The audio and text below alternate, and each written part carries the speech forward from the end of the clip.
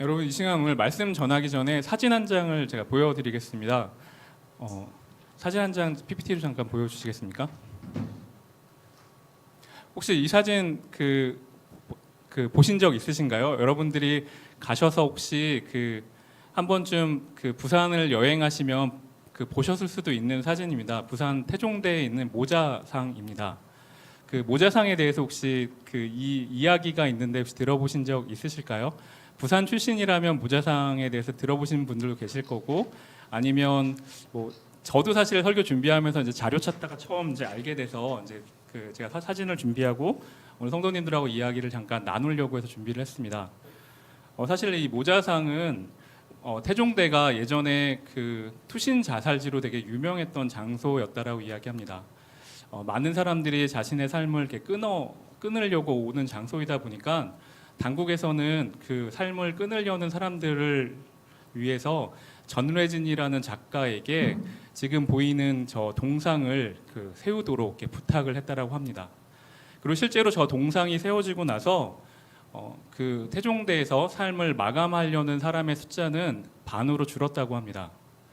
삶의 마지막 순간을 결정하고 온 사람들이 저 어머니의 저 모습, 그리고 아이를 품고 있는 모습을 보면서 자신의 어머니를 떠올리기도 하고 가족들을 이렇게 떠올리는 그런 시간들을 가지면서 죽고 싶은 찰나의 순간을 다시 한번 살고 싶은 마음으로 돌리는 그런 효과가 있었다라고 이야기합니다. 사실 저는 오늘 여러분에게 누가복음 말씀을 준비했고 또 말씀을 증거하려고 합니다. 여러분 누가복음에서 오늘 본문 말씀을 같이 보셔서 아시겠지만 누가복음은 우리의 아버지 되어 주신 하나님께서 잃은 자들을 찾아오시는 이야기들로 기록된 것을 여러분 보실 수 있습니다. 하나님이 포기하지 아니하시는 그 사랑으로 우리에게 다가오셨기 때문에 우리가 정말 잃어버린 자, 실종된 자로 남아있는 것이 아니라 하나님 안에서 발견된 자가 되었고 오늘처럼 하나님의 자녀로 살아갈 수 있는 이야기들이 누가복음에 참 많이 기록된 것을 여러분 보실 수 있으실 것입니다. 그래서 여러분 한번 좌우에 있는 분들에게 한번 이렇게 인사하면서 오늘 좀 말씀을 같이 좀 나누겠습니다. 옆에 있는 분들 보시면서 당신은 하나님의 자녀입니다 하고 이렇게 인사해 보겠습니다. 같이 한번 인사해 볼까요? 당신은 하나님의 자녀입니다. 우리 한 번만 더 이렇게 격려해 보겠습니다. 하나님은 당신을 절대로 포기하지 않으십니다 라고 다시 한번 격려하겠습니다.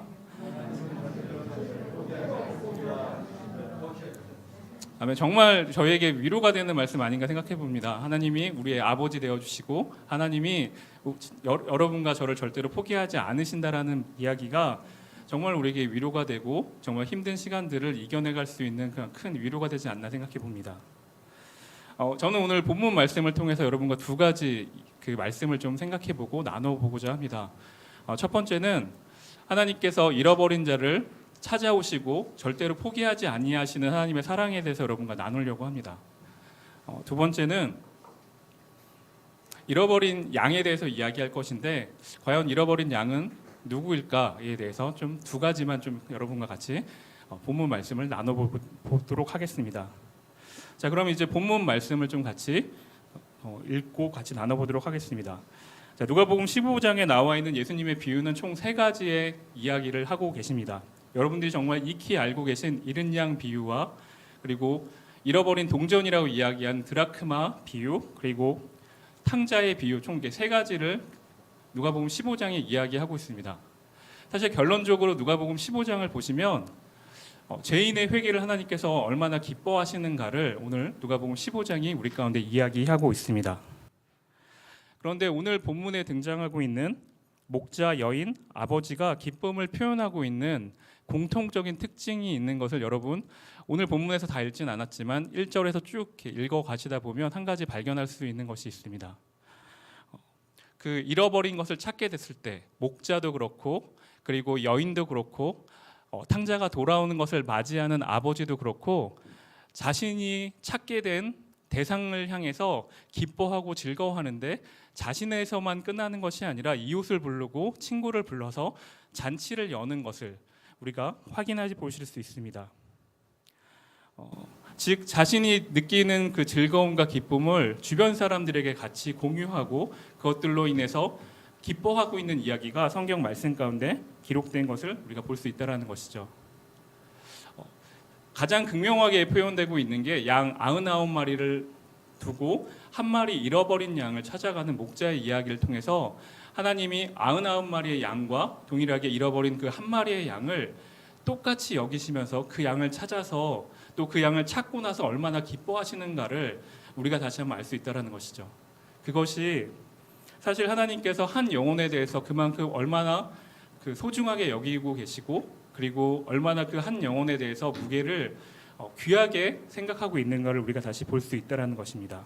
자, 그럼 오늘 본문 말씀 중에서 3절, 4절, 8절 말씀을 다 같이 보도록 하겠습니다. 같이 3절, 4절, 8절 말씀 보겠습니다. 예수께서 그들에게 이 비유로 이르시되 너희 중에 어떤 사람이 양 100마리가 있는데 그 중에 하나를 잃으면 99마리를 들에 두고 그 잃은 것을 찾아내기까지 찾아다니지 아니하겠느냐. 어떤 여자가 10 드라크마가 있는데 하나를 잃으면 등불을 켜고 집을 쓰며 찾아내기까지 부지런히 찾지 아니하겠느냐. 아멘. 제가 함께 읽은 본문을 통해서 여러분과 함께 나누고자 하는 첫 번째 교훈은 하나님은 잃어버린 영혼을 반드시 찾아내는 분이십니다라고 같이 이 주제를 가지고 말씀을 나누고자 합니다. 오늘 본문에서 목자와 여인은 잃어버린 한 마리의 양을 찾고자 그리고 잃어버린 한 개의 동전을 찾고자 자신의 그 시간을 사용하고 그리고 자신이 노력하는 이야기가 오늘 함께 읽은 3절, 4절, 8절 말씀 가운데 기록되어 있습니다. 사실 이 비유를 통해서 우리가 한 가지 알 수 있는 것이 있습니다. 이렇게 목자처럼 그리고 여인처럼 하나님이 우리를 찾아오셨기 때문에 이런 수고를 들이시고 또 우리를 만나고자 애써주신 하나님의 사랑이 있었기 때문에 우리가 그냥 실종된 자, 잃어버린 자로 남아있는 것이 아니라 하나님 앞에서 발견된 자가 되었다라는 것을 오늘 본문이 우리 가운데 이야기하고 있다는 것이죠. 사실 주님의 자녀가 된 것이 여러분도 그렇고 저도 그렇고 그냥 거저된 것이 아니라 하나님의 은혜로 되었다라는 것을 오늘 성경이 우리 가운데 이야기하고 있습니다. 하나님이 끊임없이 여러분을 찾아오시고 하나님이 여러분을 발견된 자로 그냥 하나님의 주시는 그 은혜로 우리를 계속해서 찾고 계신다라는 이야기가 오늘 성경 말씀 가운데 기록된 이야기라는 것이죠. 이것이 정말 우리 가운데 표현할 수 없는 엄청난 은혜인 것을 오늘 성경이 우리 가운데 말씀하고 있습니다. 그런데 제가 오늘 여러분들과 한 가지 좀 생각해 보고자 하는 것이 있습니다. 오늘 본문 비유에 등장하는 목자와 여인이 그 양 한 마리와 잃어버린 동전을 찾기 위해서 어떻게 행동했을지를 좀 같이 고민해 보면 좋을 것 같습니다. 이 동전과 또 한 마리 양을 찾기 위해서 느긋하게 아니면 그 우선순위를 뒤로 미루고 천천히 찾아 헤맸을까? 여러분 한번 생각해 보시면 좋을 것 같습니다. 제가 생각하기에 한 마리 어린 양을 찾으러 떠나는 그 목자의 심정, 그리고 잃어버린 동전을 찾고자 하는 그 여인의 심정은 그렇게 느긋하게 천천히 행동하지 않았다라고 생각합니다. 한번 본문 말씀을 거의 누가가 사용하는 표현을 보시면 그림 언어로 주로 사용합니다. 여러분도 이미지로 이렇게 생각을 해보시면 바로 목자가 양을 찾기 위해서 떠나는 모습들이 머릿속에 그려지실 것입니다. 어쩌면 절벽에서 떨어져서 양이 다칠지 모른다라는 그런 마음 때문에 아니면 광야 가운데서 맹수를 만나서 먹잇감이 될 수도 있다라는 그런 불안한 마음 때문에 아마 목자는 바로 양을 찾으러 떠나갔을 것입니다. 여러분 여인의 심정은 어땠을까요? 당시에 한 여인이 결혼을 하기 위해서는 아버지로부터 10 드마크라를 결혼 지참금으로 받았다고 이야기합니다. 그런데 오늘 본문에서 10개의 동전 중에 1개의 동전을 잃은 여인이 그 한 동전을 찾기 위해서 노력하는 모습이 성경 말씀 가운데 기록되어 있습니다. 그럼 그 10개의 동전, 그 10개의 드라크마는 아버지의 사랑을 이렇게 표현하고 있고 그 아버지가 여인을 사랑해서 준 그 동전인 것을 우리가 비유를 통해서 알 수 있다는 것이죠. 아버지의 사랑의 예물과도 같은 그 동전을 잃어버린 여인의 마음을 여러분 한번 생각해 보십시오. 그 10개 중에 하나를 잃어버렸을 때 여인은 그것을 지체하지 않았을 것입니다. 방에 불을 켜고 정말 비를 들고 온갖 방 구석구석을 찾아 헤매면서 마침내 그 동전을 찾아내는 모습을 성경의 우리 가운데 그림 이미지화 시켜서 우리 가운데 보여주고 있다라는 것이죠. 그러면 하나님은 왜 이렇게 우리를 찾아 헤매시는 걸까요? 아마 여러분도 이 그 정답을 잘 알고 있을 것입니다. 왜 이은영 목사가 이렇게 간단한 질문을 우리에게 던지지? 이렇게 생각하실지 모르겠는데, 사실 하나님은 우리 가운데 창조자이시면서도 우리의 아버지이시기 때문에 여러분과 저를 소중히 여기시기 때문에 이렇게 우리를 찾아서 헤매시면서까지도 많은 노력을 하고 계신 이야기들을 비유를 통해서 우리 가운데 말씀하고 있다는 것이죠. 특별히 5절 말씀 오늘 성경에 읽지는 않았지만 하나님이 그렇게 노력하시고 목자의 이미지를 통해서 찾은 모습들을 이렇게 보여주시는데, 만약에 그렇게 어렵게 찾아서 돌아오는 길에 목자의 모습을 이렇게 보여주시는데 어깨에 메고 목자가 이렇게 돌아오는 모습들을 또 이렇게 우리 가운데 말씀하고 있다라는 것이죠. 여러분 5절 말씀에서 목자가 잃은 양을 찾아서 이제 이렇게 뉘엿뉘엿 집으로 돌아오는 모습들을 한번 상상해 보면 어떨까요? 여러분과 저의 그 퇴근길에 지친 모습의 그런 그 일그러진 우리의 모습들이었을까요? 아닐 것입니다. 정말 우리가 성경에는 다 표현하고 있지는 않지만 정말 그 얼굴에 오늘 하루가 힘들었겠지만 양을 찾았다라는 안도감과 함께 얼굴에 기쁨이 있을 것이고, 그리고 어쩌면 콧노래를 부르면서 집을 향해 돌아오고 있는 목자의 모습을 여러분 상상해 보실 수 있으실 것입니다. 하나님은 이렇게 잃어버린 자를 찾는 일에 열심을 내시고 어쩌면 사랑의 추격자처럼 우리 가운데 다가오시는 모습을 성경을 통해서 우리 가운데 말씀하고 있다는 것이죠. 제가 캠열에서 전도사로 사역하고 있을 때 택시비로 엄청난 돈을 사용한 적이 있습니다. 물론 신방 갈 때 그럴 때라고 생각하실지 모르겠지만 저희 집 둘째인 현서가 3살에서 4살 그 무렵 때 장인어른이랑 장인어른 댁에 이렇게 같이 놀러 갔다가 그 장인어른께서 아이를 잃어버리는 일이 3살, 4살 무렵 때 일어났었습니다. 아내가 웬만해서는 사역하고 있을 때 전화 이렇게 잘 안 하는데 그때 막 울면서 저에게 전화를 했던 적이 있습니다. 그래서 그 전화를 받고 제 머리가 되게 하얘졌었던 그런 기억이 있습니다. 담임 목사님이신 최영주 목사님한테 바로 보고를 드리고 옛날 교육관인 그 구교육관에서 바로 택시를 타고 그 이천까지 바로 이렇게 갔던 적이 있습니다. 아마 그 택시 안에서 엄청나게 혼자 막 기도했었던 것 같습니다. 제가 뭘 할 수 있는 것이 하나도 없어서 하나님 정말로 이 상황 가운데서 하나님 도와달라는 그 말밖에 그 하지 못했던 것 같습니다. 사실 그날 경찰들도 많이 왔고 그리고 가족들도 다 총동원돼서 한 2시간 동안 아이를 찾았는데 장모님네 집 이렇게 뒷산에서 아이를 장모님이 찾아서 어떻게 보면 하나의 해프닝으로 이렇게 끝나는 그런 사건이었습니다. 지금 다시 생각해봐도 사실 저는 되게 아찔한 경험이었고 어떻게 보면 참 무서웠던 그런 그 사건입니다.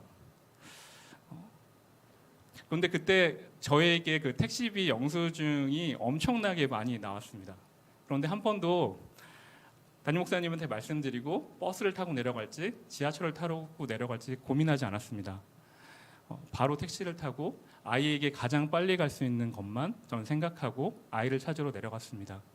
제가 왜 그렇게 결정했을까요?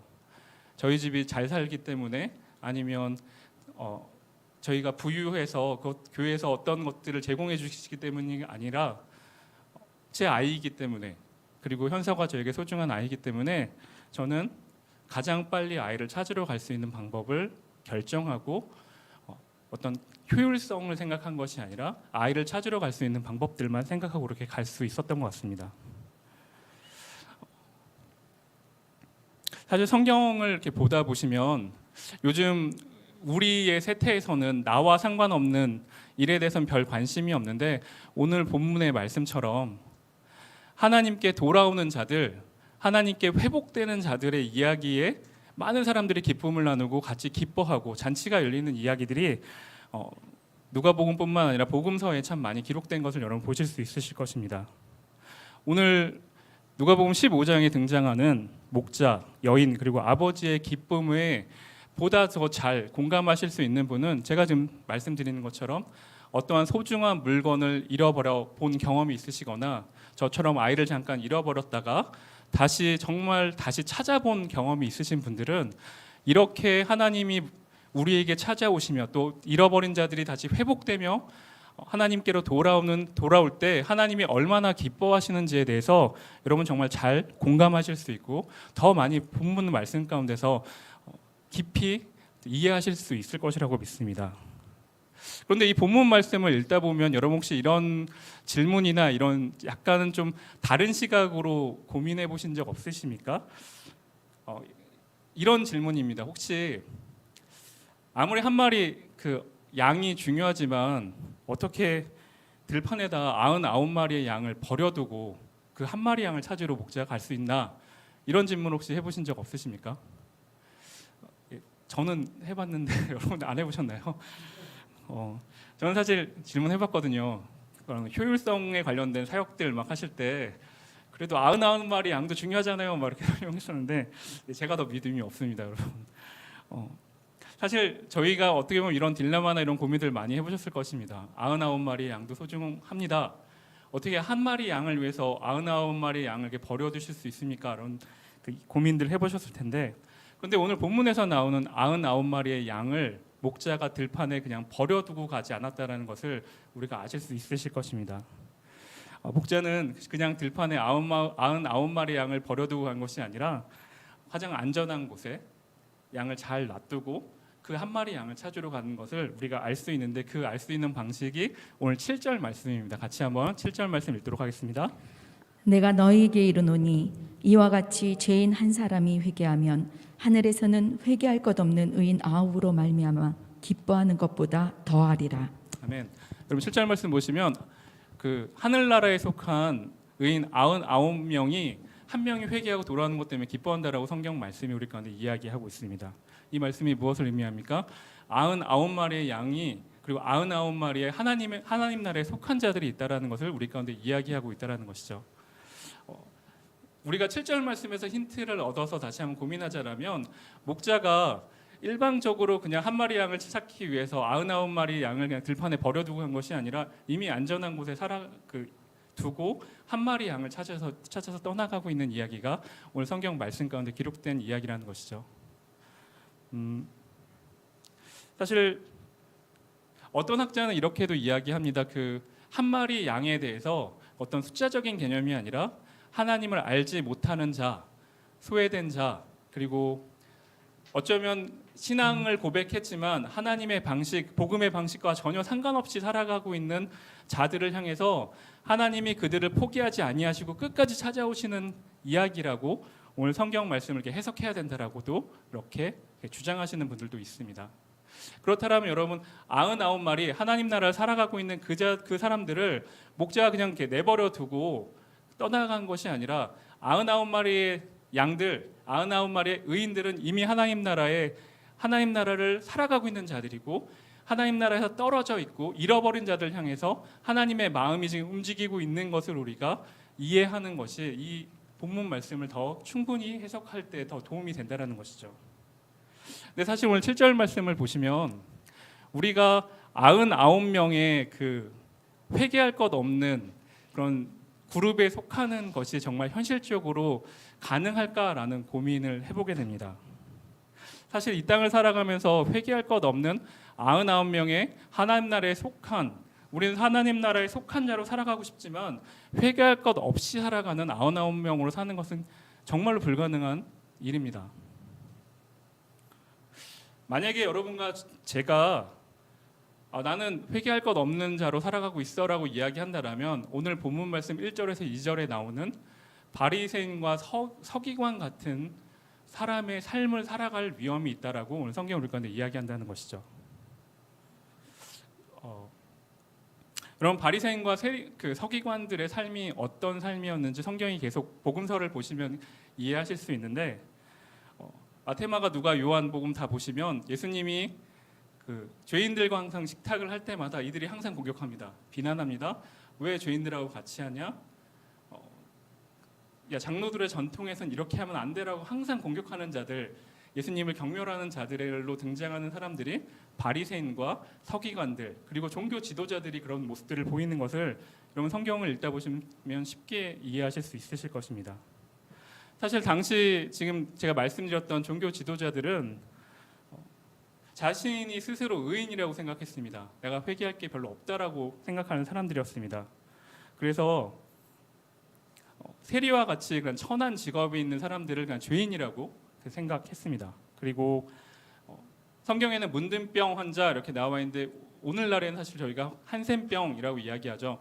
한센병 환자와 같이 그 사회 소외 계층에 대해서도 성경에는 죄인이라고 나와 있지 않음에도 불구하고 그들을 그냥 죄인 취급하면서 그들과 함께 뭘 하는 것 자체를 거부하는 모습들을 성경이 우리 가운데 이야기하고 있다는 것이죠. 오늘 본문에서도 그렇기 때문에 예수님이 자신들이 거부하고 자신들이 죄인이라고 생각하는 자들과 식탁을 같이 하고 있는 예수님에 대해서 비난하고 있는 얘기가 오늘 1절, 2절 말씀 가운데 기록된 내용입니다. 자신들은 의로운 사람이다. 우리는 의인이다라고 스스로 인정하고 있는 이야기가 오늘 1절, 2절에 나온 그들의 궁극적인 특징이라는 것이죠. 사실 신학적 용어로 좀 더 설명을 하면 자기 의의를 자랑하고 살아가는 자들이라는 것입니다. 그래서 성경은 우리에게 정말 중요한 사실을 이야기하는데 우리 모두가 죄인이기 때문에 예수님이 저와 여러분을 찾아오시는 것이고 우리가 우리의 영혼의 문제점이 있기 때문에 영혼의 치료자이신 주님께서 여러분과 저를 찾아오시고 우리의 영혼의 문제된 부분들을 주님께서 고치기 원하신다라고 성경이 우리 가운데 이야기하고 있다는 것입니다. 다 같이 한번 마태복음 9장 10절에서 13절 말씀을 함께 읽겠습니다. 예수께서 마태의 집에서 앉아 음식을 잡수실 때에 많은 세리와 죄인들이 와서 예수와 그의 제자들과 함께 앉았더니 바리새인들이 보고 그의 제자들에게 이르되 어찌하여 너희 선생은 세리와 죄인들과 함께 잡수시느냐. 예수께서 들으시고 이르시되 건강한 자에게는 의사가 쓸데없고 병든 자에게라 쓸데가 있느니라. 너희가 가서 내가 긍휼을 원하고 제사를 원하지 아니하노라 하신 뜻이 무엇인지 배우라. 나는 의인을 부리러 온 것이 아니요 죄인을 부르러 왔노라 하시니라. 아멘. 자, 오늘 예수님은 분명히 이야기하고 계십니다. 우리가 회개할 죄인이기 때문에 주님께서 우리를 부르시고 죄인을 만나기 위해서 주님께서 우리를 찾아오신다라고 성경은 우리 가운데 분명히 이야기하고 있다는 것이죠. 여러분 우리가 교회에 와서 우리의 죄를 고백하고 주님 앞에서 하나님 오늘도 내가 주의 말씀대로 살아가지 못했습니다를 고백하는 것 자체가 부끄러운 일이 아니라는 것을 오늘 성경이 우리 가운데 이야기한다는 것이죠. 정말로 우리가 부끄러워해야 될 것은 내가 죄인임에도 불구하고 하나님 앞에 온전히 나가지 못하는 것을 우리가 부끄러워해야 된다는 것이죠. 우리가 정말로 사모하고 주님 앞에 나가야 되는 것은 하나님 내가 회개함으로 하나님 앞에서 새로운 자가 되고 내 마음이 하루하루 새로워지고 하나님의 성품을 닮아가기를 내가 사모합니다라는 이 놀라운 고백을 예배 때마다 그리고 나의 삶의 예배의 처소에서 내가 고백하는 귀한 믿음의 성도님 되시기를 다시 한번 축복드립니다. 마지막으로 제가 나누는 두 번째 교훈은 누가 잃어버린 양인가, 누가 잃어버린 자인가에 대해서 함께 말씀을 나누도록 하겠습니다. 바리새인과 서기관들이 오늘 본문이 딱 시작하는 내용을 보시면 예수님이 죄인과 세리와 식탁을 함께하는 것을 보고 비난하는 그 상황 가운데서 예수님이 잃은 양에 대한 그 비유를 딱 시작하시면서 오늘 본문이 1절, 2절에서 이제 시작되고 있음을 오늘 성경을 통해서 우리가 배웠습니다. 오늘 본문에서 사용된 잃은 양 비유는 사실 마태복음에도 등장하는 비유입니다. 마태복음 18장을 이렇게 보시면 마태복음에도 잃은 양 비유가 나오는데 오늘 사용된 누가복음에서 사용된 내용하고 조금 그 뉘앙스가 다릅니다. 마태복음에서 등장한 잃은 양 비유는 예수님의 제자들이 천국에서 누가 더 큰 자인가 이 논쟁에 대해서 예수님이 그 이야기하면서 그 잃은 양 비유까지 이렇게 연결되는 것을 여러분 보실 수 있으실 것입니다. 마태가 사용한 비유에서 그 잃은 양 그리고 여기서 잃다라고 사용된 그 원어의 단어의 뜻을 보시면 플라나오라는 그 원어를 사용했습니다. 이 뜻은 그 원어의 뜻을 이렇게 잠깐 살펴보면 신자가 죄를 짓고 타락하거나 잘못된 길로 이렇게 그 견나갈 때 이 일타라는 그 동사를 사용한다고 합니다. 반면에 오늘 누가가 사용된 오늘 본문에서 사용된 잃은 양을 잃어버렸다라고 사용되는 그 단어는 아플롬이라는 그 원어를 사용했는데 이 단어의 뜻을 바라보시면 원래 주인의 것인데 단순하게 주인이 그 잃어버린 상황을 설명할 때 사용되는 단어라고 이야기합니다. 주로 예수님이 그 죄인과 그리고 세리들과 식사 같이 할 때 그 잃어버린 자를 이렇게 비유로 설명하실 때 그 하나님이 이 잃어버린 자들을 찾기 위해서 얼마나 열심을 갖고 이들을 찾고 있는가를 드러낼 때 누가가 이 단어를 사용하고 있다라는 것이죠. 그러면 오늘 우리 가운데 잃어버린 양, 우리 가운데 잃어버린 자는 누구인가를 좀 다시 한번 생각해 보면 좋겠습니다. 첫 번째로 오늘 본문에서 제가 말씀드리는 잃어버린 양, 잃어버린 자는 첫 번째로 여러분과 제가 될 수 있습니다. 방금 말씀드렸던 그 마태복음에 사용한 잃어버린 잃다라는 동사 단어를 사용하시면 신자가 살아가다가 타락하거나 옆길로 갈 때 이 단어를 쓴다라고 설명을 드렸습니다. 여러분 신약에서 주로 예수님과 아니면 하나님과 백성들 간의 그 비유적인 표현으로 사용할 때 목자와 양이라는 비유를 주로 쓰게 됩니다. 그리고 구약에서도 이스라엘 백성을 양으로 표현하면서 하나님과의 관계를 표현할 때 정말 잘 사용하는 표현이 양이라고 이스라엘 백성들을 사용합니다. 양의 특징은 그들이 순결하기 때문에 그리고 그들이 어떤 그 깨끗함을 갖고 있기 때문에 양이라는 표현을 사용하는 것이 아니라 순종적인 태도를 가지고 있기 때문에 그리고 목자의 음성에 반응하기 때문에 목자와 양의 비유를 사용하고 있다는 것이죠. 그렇다면 이번 한 주 여러분과 저의 삶을 한번 성찰해보는 그런 시간들이 되었으면 좋겠습니다. 여러분 많은 말씀을 듣고 많은 성경 공부 교재를 가지고 공부를 하고 있는데 과연 여러분과 저는 오늘 나의 목자 되신 주님의 음성 앞에 얼마나 많이 순종적으로 반응했는가를 좀 돌아보시는 귀한 시간이 되었으면 좋겠습니다. 여러분 어쩌면 우리가 주님의 말씀이 들린다라고 우리 고백하고 말씀을 읽지만 어쩌면 내 고집대로 내 뜻대로 내 취향대로 내 소원대로 오늘 하루의 삶을 살아가고 있지 않은지를 좀 돌아보실 수 있는 귀한 은혜가 오늘 이 자리에 모인 성도님들 가운데 있었으면 좋겠습니다. 여러분 우리가 주님 앞에 순종하지 않는 모습들이 있다라면 오늘 우리가 주님 앞에서 말씀으로 새로워지고 다시 한번 주님 앞에 회개하며 나가야 될 것을 오늘 성경 읽을 가운데 말씀하고 있다는 것이죠.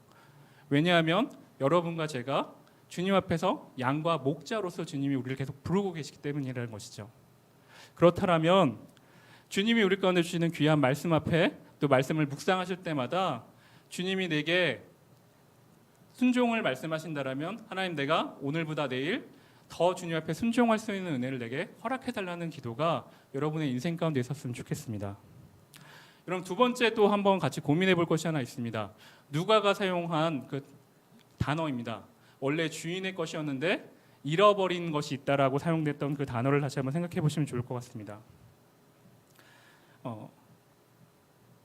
이 단어를 더 극명하게 드러내는 것이 아까 그 본문에서 읽었던 여인의 동전 비유입니다.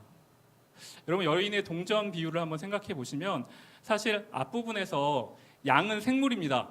그리고 오늘 같이 읽지는 않았지만 성경 15장 뒷부분에 보면 탕자의 비유에 나오는 아들, 둘째 아들도 사람이기 때문에 생물입니다. 탕자의 비유 맨 뒷부분 보시면 아들이 정말로 허랑방탕하게 살다가 아버지의 집을 생각하고 다시 집으로 이렇게 돌아오는 이야기가 성경 말씀 가운데 기록되어 있습니다. 양도 어찌 보면 주인이 있는 곳으로 돌아올 가능성이 있습니다. 그런데 여러분 동전은 생물이 아니라 비생물입니다. 동전을 잃어버려서 뭐 이런 구석 가운데 떨어져서 있으면 정말 그대로 어두운 곳에 소외된 곳에 존재할 수밖에 없는 것이 그 동전입니다. 그런데 그 동전을 찾기 위해서 여인이 등불을 비추고 집안 구석구석을 치우면서 열심히 부지런히 그 동전을 찾아 노력하는 모습을 올 성경이 우리 가운데 이야기하고 있다는 것이죠. 여러분 어쩌면 교회가 있는 이 반경 가운데 아니면 여러분이 살고 있는 거주지 가운데 여전히 어두운 곳에서 그리고 소외된 곳에서 드마크라 동전처럼 여러분과 저의 손길을 기다리고 있는 그런 존재들이 있다라는 것입니다. 그들은 자기 스스로 그 어두운 곳, 외로운 곳, 그곳에서 스스로 나올 수 없는, 그래서 여러분과 제가 그들에게 손을 내밀어야지만 그곳에서 나올 수 있는 존재들이 있다라는 것을 오늘 성경이 우리 가운데 말씀하고 있다라는 것이죠. 여러분, 그럼 우리가 어떻게 해야 되겠습니까?